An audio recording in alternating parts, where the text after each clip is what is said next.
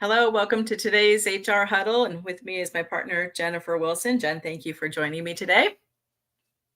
And we are going to spend a little bit of time talking about the National Pipeline Advisory Group that was formed last year. And Jen has been the independent facilitator of this group, so she'll do an introduction here about it if you haven't heard it, or maybe just level set some of the work that they've been doing since last June of 2023.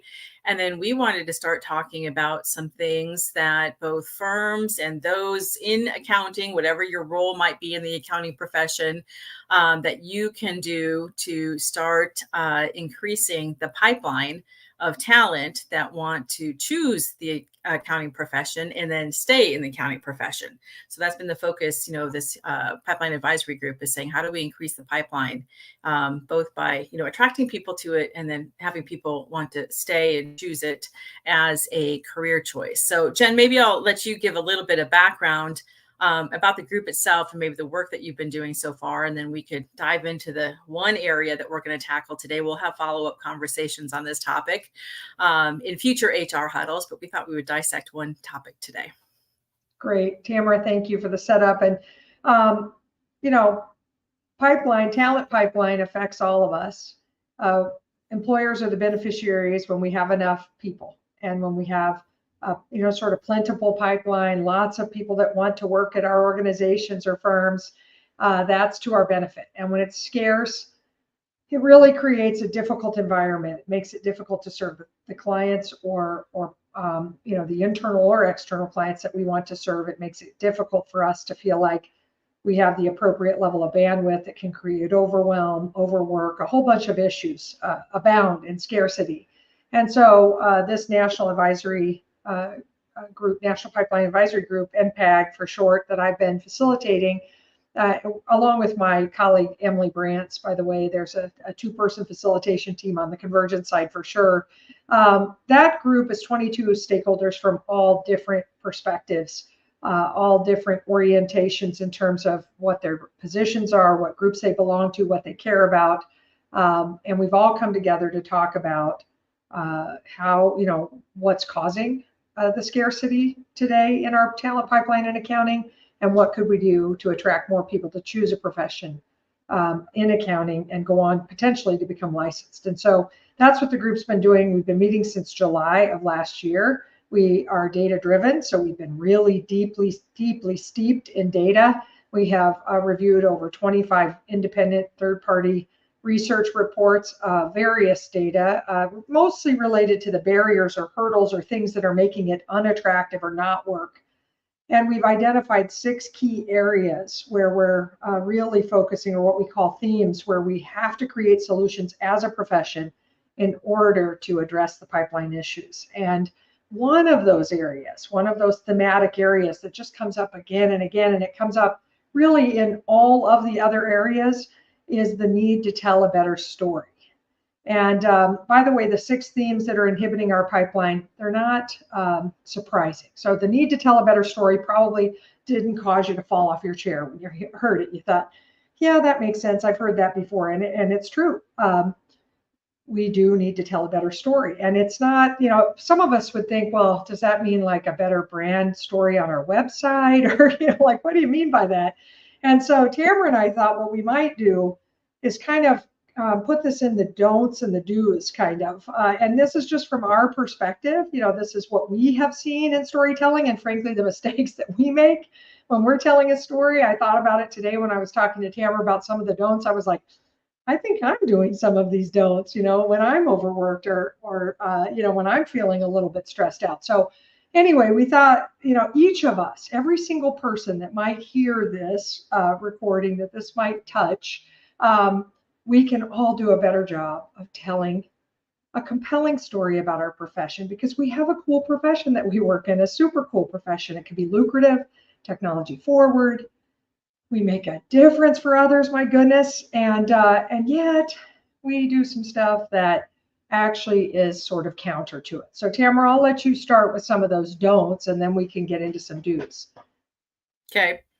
Perfect. Well, I think I'll start with one of our favorite don'ts, and this is from a firm perspective, is don't wear the red badge of courage that I made it through another busy season, and that this is the worst busy season in 34 years, or whatever our version of the story is that we have. And then young people look at that and go, and we haven't fixed it, and I'm going to do that for 34 years, and I have all kinds of choices for careers right now.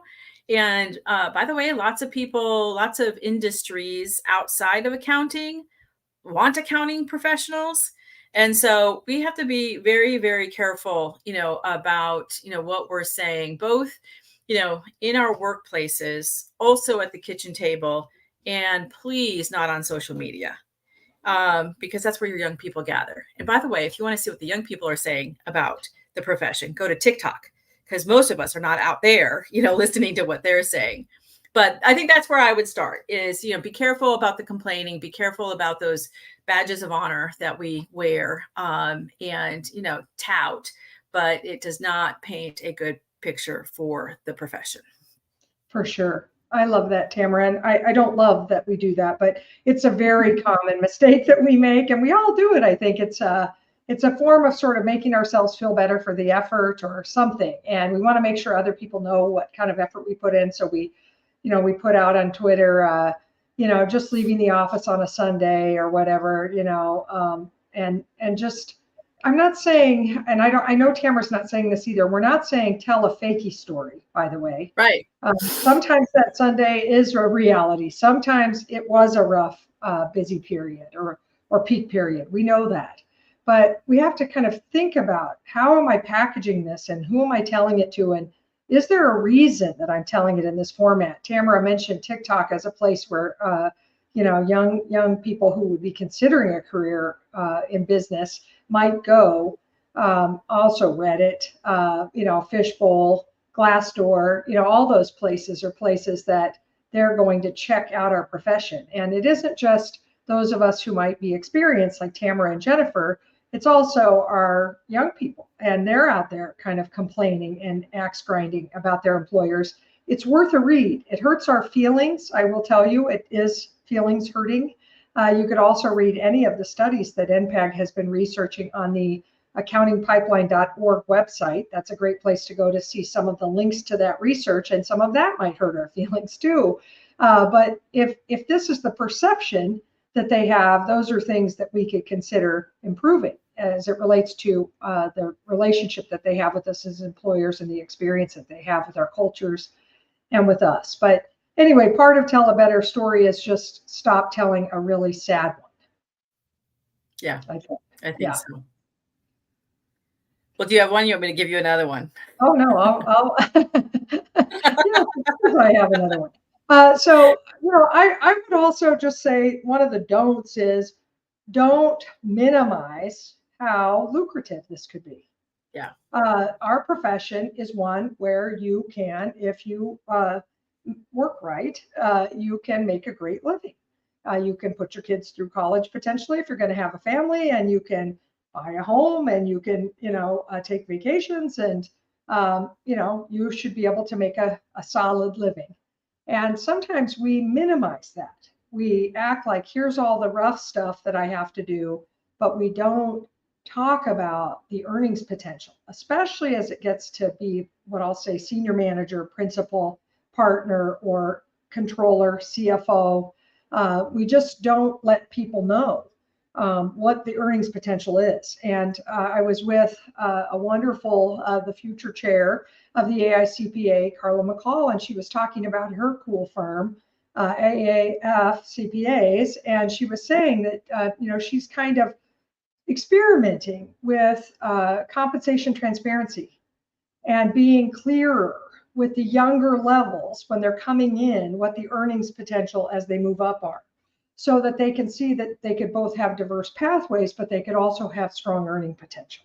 And I just loved it when she was telling that story, because I think that it's a worthy risk. Young people talk about money anyway. It's all published. There's benchmark studies, lots of accounting benchmark studies out there, so you can go see what average partner earnings are, by size band of firm. It's not super secret. And so you don't have to necessarily publish a list of every person and their exact earnings, but you could give earnings bands. You could give people a sense of what's possible in terms of the potential of earnings. And that will really help with people seeing the possibility for the future. Yeah, I think that's brilliant. And I know that transparency is hard and there's generational differences with it, but it is something that I think our young people are looking for. And I think that's one of the things that we hear why people leave. They didn't know that. And so we could head that off right away. So, and Jen, you talked about diversity in career paths. And I think that's another thing. Don't speak about the accounting profession as one dimensional, whether it's, just tax or just finance or just, client accounting or, whatever it might be, because it is so multidimensional, especially now. And that's one of the great stories is that there is so much opportunity. You can pretty much create, your career path. And there's so many new positions and so many new roles being invented and developed right now that, you can identify what that is. And so be careful that you're not just, narrowly speaking. And we do this. This is human nature. We speak about what we know. We speak about what we're most, passionate about or what we're most specialized in maybe or comfortable with. But we have to be careful when we are talking to people about accounting and that it's much, much broader than that because people don't know that. They, pigeonhole it, like if you did word on the street, the nighttime, hosts, word on the street, they would say one thing, they would say tax, or they would say one word. And there's so much more to that. And then tied to that, I think, is making sure you spend time to go talk to students about it. So don't be too busy. First of all, it creates that perception that you're too busy to come talk to me.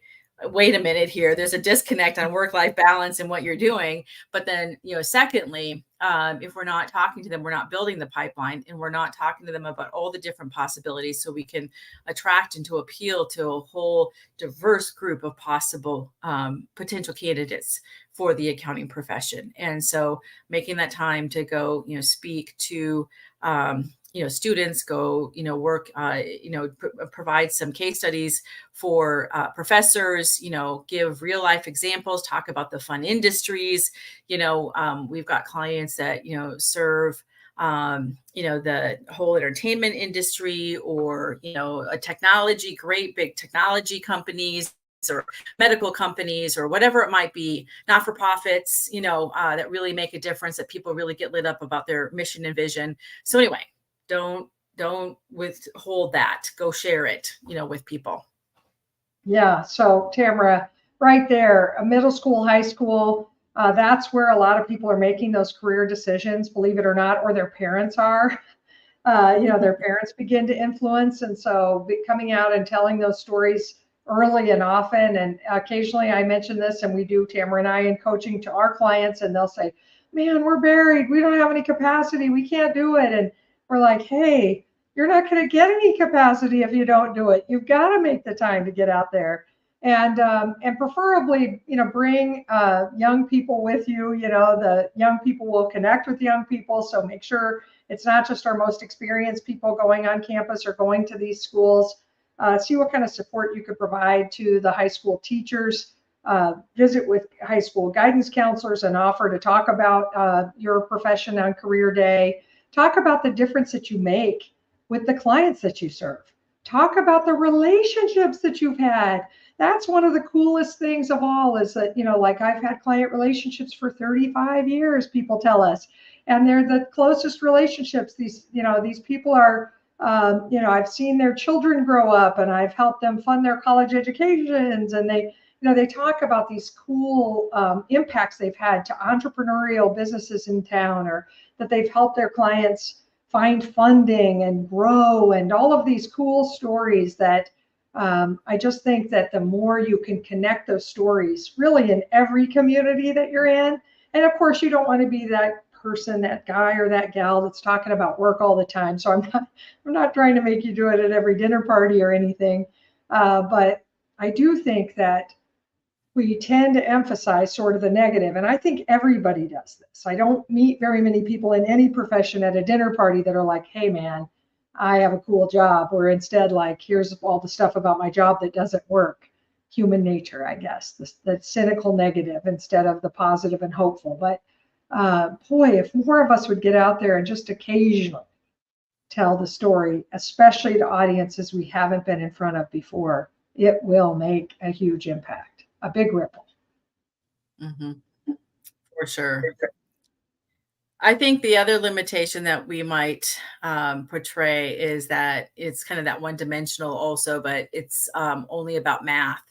So we have to be careful that we don't just portray that accounting is math. And if you ask, and maybe some of you listening would say, I don't do math. That's not really what I'm doing. I'm working on those relationships. I'm helping people, be financially, more stable. I am, helping with strategy. I'm helping with technology and security. I'm, helping, with getting approval for bank loans. Like if you think about what you're really doing, that it ties into what you were just saying, Jen, is that's what we should be talking about. And maybe even specifically saying it's not really about math. Yes, you need to know math, but it's not really what I'm doing, and the kind of difference when you get into the difference that you're making to talk about that. And not all the roles are, you need to know math in truth, yes. And there's this application called Excel. And, I know AI doesn't do math, but there's plenty of computing power for most of the math that we need these days. Right. But, we need to understand business, and accounting is the language of business. It is the way that entrepreneurs and business leaders and organizational leaders translate what's happening in their organizations and forecast where they need to head next and dream about their futures. And that's really what we need to cover.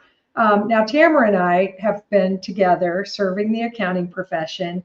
Our business, Convergence, is 24 years old, but Tamera and I have been together 10 years before that, probably. So we've been in the accounting profession, let's say 35 years, something like that. And, don't even make age decisions about us, but that should give you some sense. And many times in this business, we've said, should we be teaching leadership at like middle school level, or should we be going into not-for-profits, or should we transform government agencies? Are we in the right profession? And my mom, I was grappling with this kind of I don't know, you could call it one of our business midlife crises, where we were trying to figure it out. And my mom said, hey, I really think you should be in the accounting profession. And, it was surprising because she never really totally understood what we did. Sometimes she would say, my daughter works with computers, and I'd be like, yeah, I use one, but that's not what I do.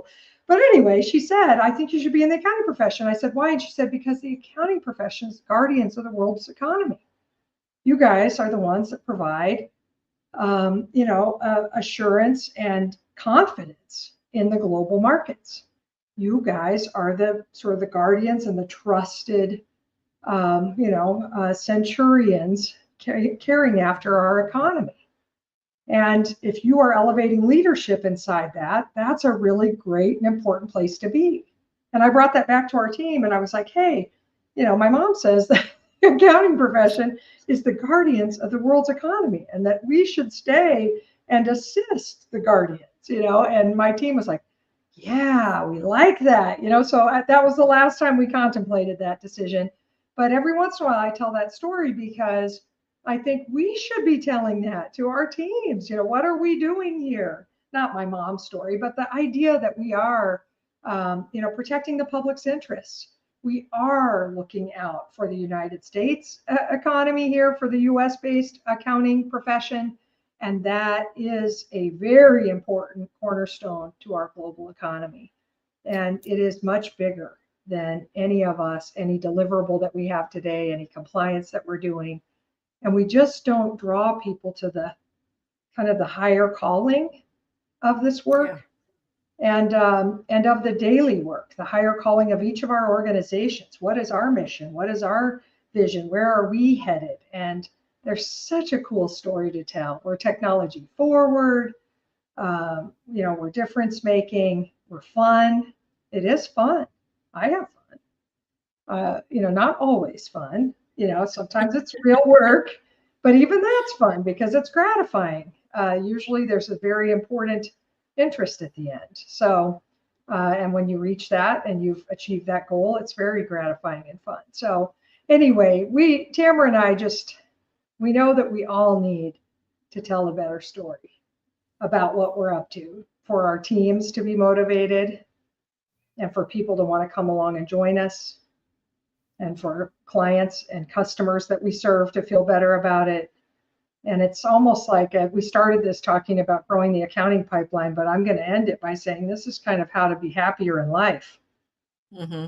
This is about like joy and happiness in life and work, is to call yourself to a better story and remind yourself and your team members and give them permission to remind us of the better story too when we're feeling down and grumpy, so that we can keep as positive an outlook as possible.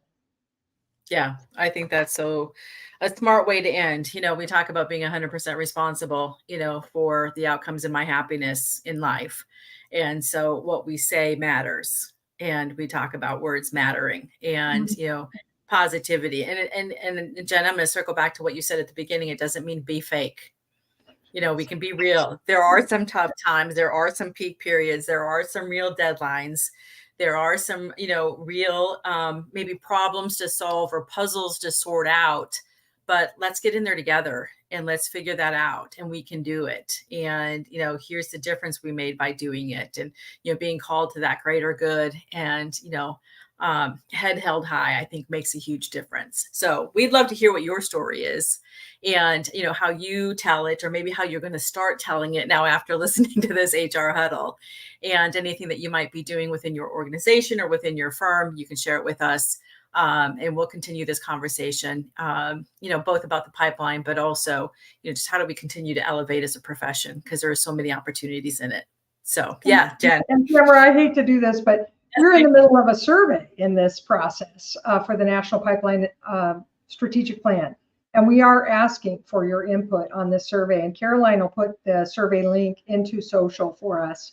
But if you have an opportunity really through the month of March and into April to give us your feedback, we would like feedback from accounting firm participants, from government folks in finance, not-for-profit finance professionals, anybody on the firm management or organizational management or management accounting side, academics, we want your feedback. Students, we super want your feedback if you are a business major or an accounting major.